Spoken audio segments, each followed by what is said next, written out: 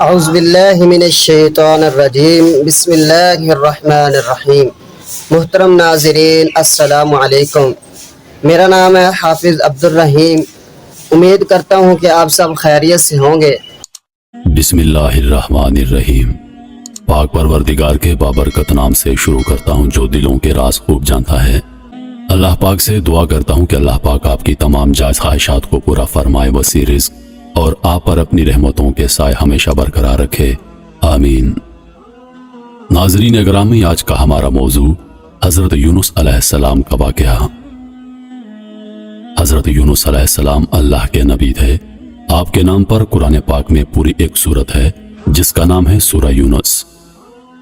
آپ علیہ السلام کا اصل نام یونس ہے اور والد صاحب کا نام متہ بن شتہ ہے۔ بعض حضرات نے متہ ان کی والدہ کا نام بتایا ہے، جیسا کہ ابن کثیر نے فرمایا ہے اس صورت میں ان کی نسبت ماں کی طرف ہوگی، جیسا کہ حضرت عیسیٰ علیہ السلام کی نسبت ان کی والدہ مریم کی طرف ہے۔ حضرت یونس علیہ السلام کو اللہ تعالیٰ نے شہر نینوا کے باشندوں کی ہدایت کے لیے رسول بنا کر بھیجا۔ نینوا یہ موصل کے علاقے کا بہت بڑا شہر تھا۔ یہاں کے لوگ بت پرستی کرتے اور کفر و شرک میں مبتلا تھے۔ حضرت یونس علیہ السلام نے ان لوگوں کو ایمان لانے اور بت پرستی چھوڑنے کا حکم دیا، مگر ان لوگوں نے اپنی سرکشی سے اللہ کے رسول علیہ السلام کو جھٹلا دیا اور ایمان لانے سے صاف انکار کر دیا۔ حضرت یونس علیہ السلام نے انہیں خبر دی کہ تم لوگوں پر عنقریب اللہ کا عذاب نازل ہونے والا ہے۔ یہ سن کر شہر کے لوگوں نے آپس میں مشورہ کیا کہ یونس علیہ السلام نے کبھی جھوٹ نہیں بولا، اس لیے یہ دیکھو کہ اگر وہ رات کو شہر میں رہیں تو سمجھ لو کہ کوئی عذاب نہیں آنے والا، اور اگر انہوں نے اس شہر میں رات نہ گزاری تو یقین کر لینا کہ اللہ کا عذاب ضرور آنے والا ہوگا۔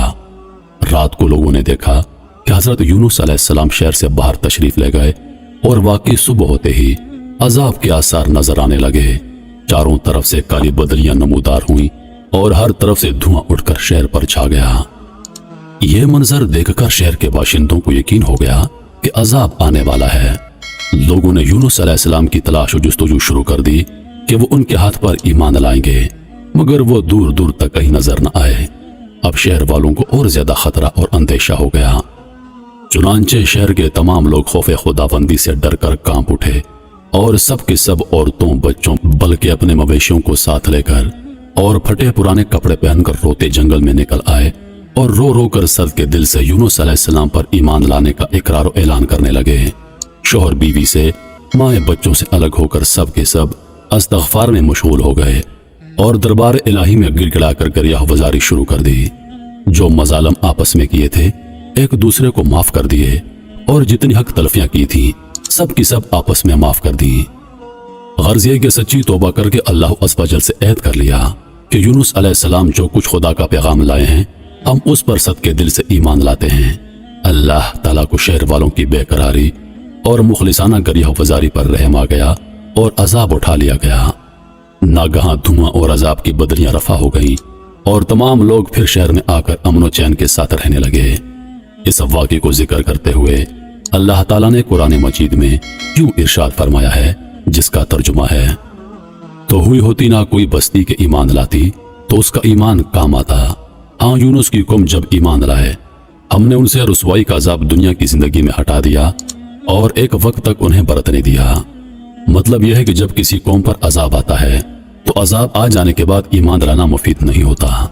عذاب آنے کی صورت میں کسی قوم کی توبہ قبول نہیں ہوتی، مگر یونس علیہ السلام کی قوم پر عذاب کی بدلیاں آ جانے کے بعد جب وہ لوگ ایمان لائے تو ان سے عذاب اٹھا لیا گیا۔ عذاب ٹل جانے کے بعد جب حضرت یونس علیہ السلام شہر کے قریب آئے تو آپ نے شہر میں عذاب کا کوئی اثر نہیں دیکھا۔ لوگوں نے عرض کیا کہ آپ اپنی قوم میں تشریف لے جائیے۔ آپ نے فرمایا، میں کس طرح اپنی قوم میں جا سکتا ہوں؟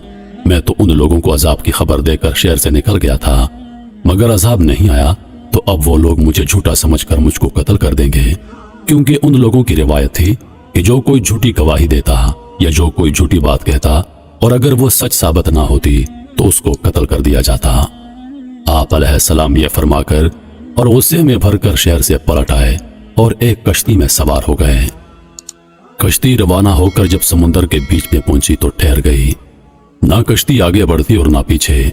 کشتی والوں نے اعلان کر دیا، ہماری کشتی میں کوئی ظالم گناہگار یا بھاگا ہوا غلام سوار ہے۔ یہ کشتی خود بخود رک جاتی ہے۔ ایسے آدمی کو چاہیے کہ وہ خود کو ظاہر کر دے تاکہ اس کی وجہ سے سب پر مصیبت نہ آئے۔ اس پر حضرت یونس علیہ السلام بول اٹھے کہ وہ بھاگا ہوا غلام گناہگار میں ہوں، کیونکہ اپنے شہر سے نکل کر کشتی میں سوار ہونا ایک طبی خوف کی وجہ سے تھا، اللہ کے حکم سے نہیں تھا، اور اللہ کے حکم کے بغیر یوں چلے آنے کو یونس علیہ السلام کی پیغمبرانہ شان نے ایک گناہ قرار دیا کہ پیغمبر کی کوئی نقل و حرکت اللہ کے حکم کے بغیر نہیں ہوتی۔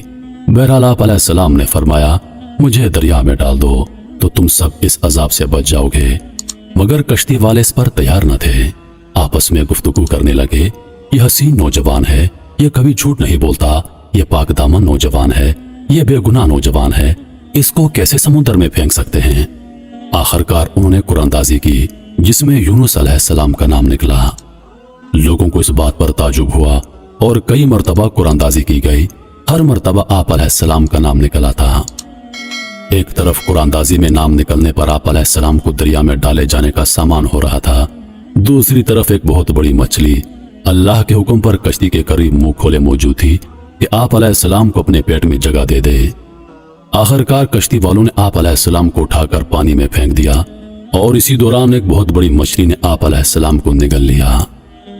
آپ علیہ السلام 40 روز تک مچھلی کے پیڑ میں قید رہے، مگر اس حالت میں آپ علیہ السلام نے یہ آیت کریمہ کی تلاوت کی، لا الہ الا انت سبحانک انی کنت من الظالمین۔ آپ علیہ السلام 40 روز تک مچھلی کے پیٹ میں ان آیات کی تلاوت کرتے رہے۔ اس کی برکت سے اللہ تعالیٰ نے آپ علیہ السلام کو اس اندھیری کوٹھڑی سے نجات دی، اور مچھلی نے کنارے پر آ کر آپ کو اگل دیا۔ مچھلی کے پیٹ کی گرمی سے ان کے بدن پر کوئی بال نہ رہا تھا۔ اللہ تعالیٰ نے ان کے قریب ایک درخت اگا دیا جس کے پتوں کا سایہ آپ علیہ السلام کے لیے راحت کا سبب بن گیا۔ نیز ایک جنگلی بکری اللہ کے حکم سے صبح و شام آپ کے پاس آ کر کھڑی ہوتی اور آپ اس کا دودھ پی لیتے۔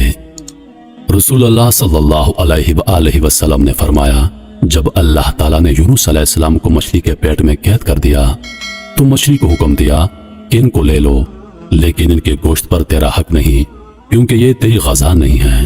جب مچھلی آپ علیہ السلام کو لے کر سمندر کی انتہائی نچلی سطح میں پہنچی تو آپ علیہ السلام نے کچھ آہٹیں سنی۔ اس پر اللہ تعالیٰ نے وحی فرمائی، یہ سمندری جانوروں کی تسبیح ہے۔ اس موقع پر یونس علیہ السلام نے بھی تسبیح کی۔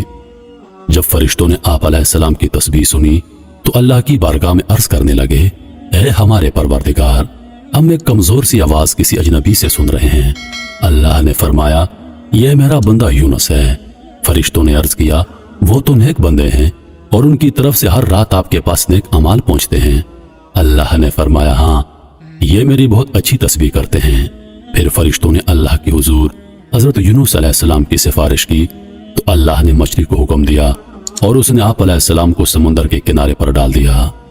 جب آپ میں کچھ توانائی آ گئی تو آپ علیہ السلام اپنی قوم میں تشریف لائے اور سب لوگ انتہائی محبت و احترام کے ساتھ پیش آ کر آپ پر ایمان لائے۔ محترم عزیز دوستو، جاتے جاتے چھوٹی سی گزارش ہے، اگر کبھی کوئی ویڈیو، کال، واقعہ، کہانی یا تحریر اچھی لگ جائے تو دیکھ لینے کے بعد تھوڑی سی زحمت فرما کر اپنے دوستوں کے ساتھ اس کو شیئر کر لیجئے۔ یقین کیجئے اس میں آپ کا بمشکل ایک لمحہ صرف ہوگا، لیکن ہو سکتا ہے اسے ایک لمحے کی اٹھائی ہوئی تکلیف سے آپ کی شیئر کردہ تحریر ہزاروں لوگوں کے لیے سبق آموز ثابت ہو۔ اپنا ڈھیر سارا خیال رکھیے گا اور مجھے اپنی دعاؤں میں یاد رکھیے گا۔ اللہ حافظ۔